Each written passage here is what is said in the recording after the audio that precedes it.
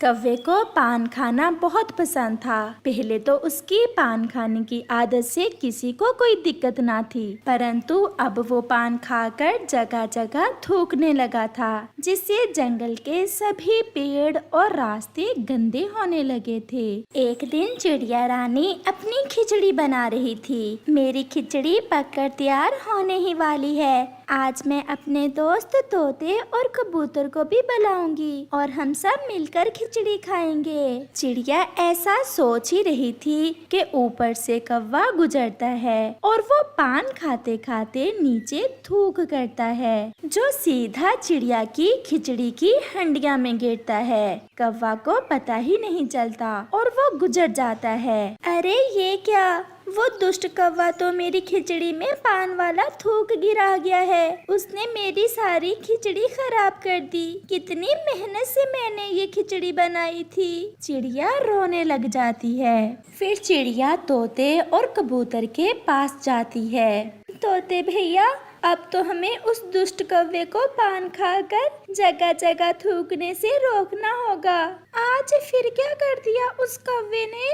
मैंने बहुत मेहनत से खिचड़ी बनाई थी और वो कौवा जाते जाते पान खाते हुए मेरी हंडिया में थूक कर गया है। चलो हम जाकर उसे समझाते हैं। अगर उससे ना रोका तो हमारे पूरे जंगल को गंदा कर देगा। फिर चिड़िया कबूतर और तोते को साथ लेकर कौवे के घर जाती है। कौवे, अगर फिर हमने तुम्हें पान खाकर जगह जगह थूक करते देखा तो हम सब मिलकर तुम्हें अपने जंगल से ही निकाल देंगे।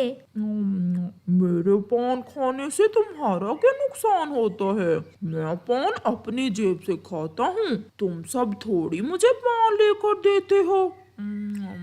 सारे पेड़ तुम्हारे थूक से गंदे हो रहे हैं। फूलों पर भी तुम्हारे पान वाले थूक के दाग हैं। और तो और तुम अपने शरीर पर भी पान वाले थूक को देख सकते हो। और आज तुम मेरी खिचड़ी वाली हंडिया में भी थूक आए हो। हम तुम्हें ऐसा नहीं करने देंगे। जो करना है कर लो, मैं तो ऐसा ही करूँगा। ऐसा कहते हुए कौवा फिर से पान वाला थूक करता है, जो सीधा कबूतर के ऊपर जा गिरता है। दुष्ट कौवे, तुमने मेरे ऊपर थूक कर दिया, मैं नहीं छोड़ूंगा तुम्हें। ऐसा कहते हुए कबूतर कौवे से लड़ाई करने के लिए आगे बढ़ता है, तो चिड़िया और तोता उसे रोक लेते हैं। नहीं कबूतर भैया, हम इस कौवे से लड़ाई करने नहीं बल्कि इसे समझाने आए हैं। अब भी सुधर जाओ। ऐसे दूसरे पक्षियों को तंग करने से आखिर तुम्हें क्या मिलता है? ये जंगल मेरा, जहाँ मेरा जी चाहेगा मैं वहीं थूक करूँगा।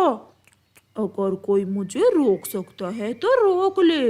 पक्षी कौवे से कमजोर थे और वो कौवे से डरते थे, इसलिए वो वहाँ से चले जाते हैं। अब तो कालू कौवा और भी बिगड़ गया था और वो हर जगह थूक करता। वो नदी के पानी में थूक करता, वो फूलों पर थूकता और तो और वो जाते जाते पक्षियों के घरों पर भी थूक देता है। और फिर एक दिन कौवा बुलबुल की दुकान पर मीठे फूलों का रस लेने गया। वो बुलबुल की दुकान के पास खड़ा था। चील भी किसी काम से बुलबुल के पास आई। वो कौवे के पीछे खड़ी अपनी बारी का इंतजार करने लगती है। बुलबुल, बुलबुल, ये लो 5 रुपए और मुझे मीठे फूलों का रस दे दो।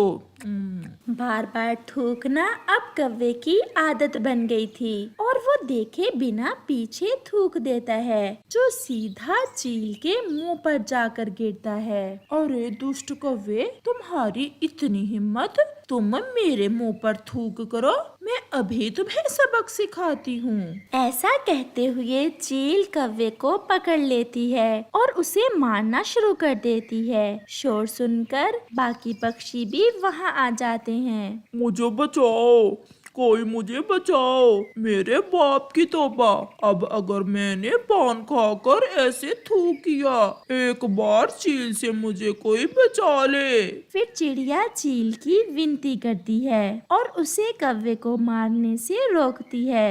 अगर ये सब दोस्त आज ना आते तो मैं तुम्हारी जान ही ले लेती। देखो दोस्तों, इस कौवे ने पान खाकर मेरे मुंह पर थूक कर दिया। चील दी, मुझे माफ कर दे, मुझे और ना मारना। मेरे पंख में बहुत दर्द हो रहा है और मैं कभी पान नहीं खाऊंगा।